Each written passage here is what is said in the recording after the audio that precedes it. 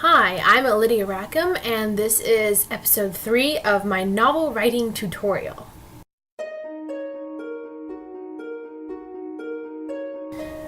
The best stories are always driven by good characters. You know this.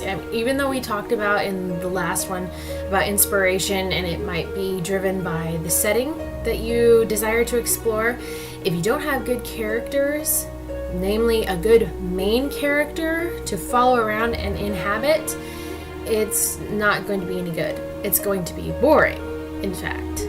The key to a good main character is to make him or her real.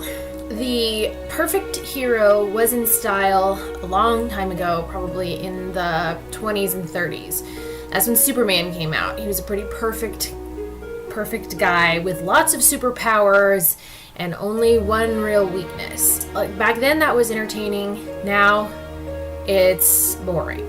It's boring because there's really nothing to explore. It's very repetitive. That's why it works good in a comic book because but actually the only person being creative is the villain. The hero in that is never very interesting at all. So yes, you need to make him real. Well, how do you make him or her a real, living, breathing person? Well, you have to give him the characteristics that real people have. They have to have likes, dislikes, family background. You have to figure out where he's from and how old he is and what clothes he wears and what habits he has and his other relationships, like his friends, even what kind of food he likes, his favorite foods, the foods that he hates. Is he allergic to anything? Any scars, any secrets in his past? He has to have passions and drives and resolves and things that really bother him and things that really inspire him.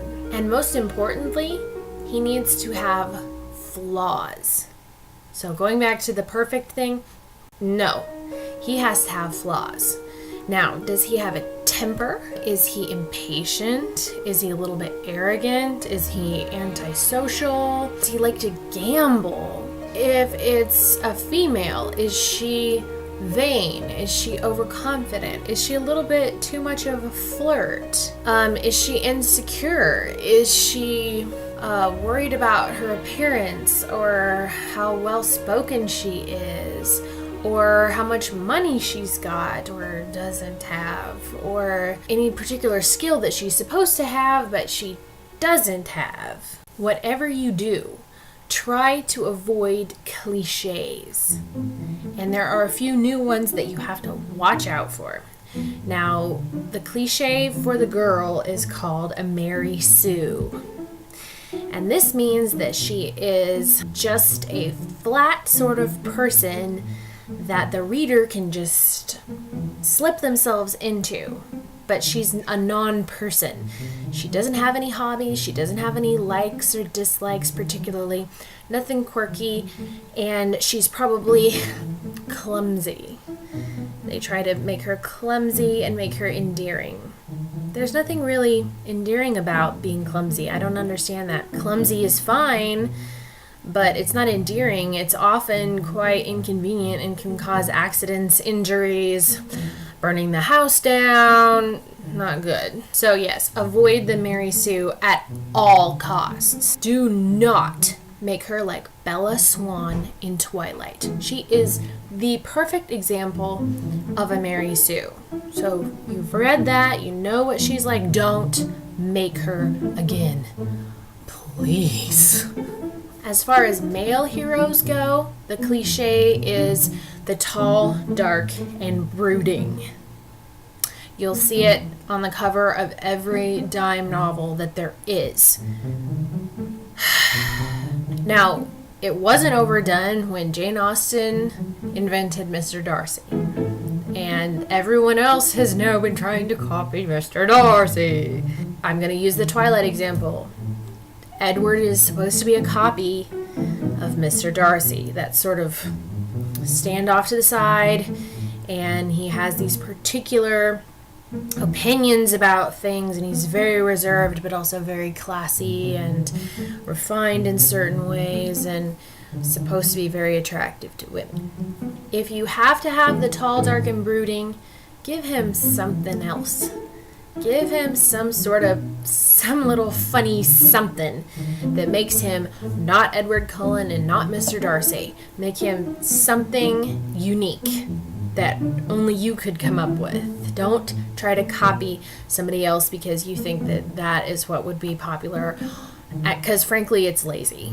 Doing a Mary Sue or doing the tall, dark, and brooding is lazy, and you can do better than that. You can. So before you start anything at all, anything, you have to know your hero or heroine as well as you know yourself. Yes, you're going to have to know details about them that will never show up in the story, but they might. You have to know how this person takes their tea and what color tie they like the best, or her favorite pair of jeans, or what song her mom used to sing her when she went to bed when she was little. The very best way to do this is through a character interview.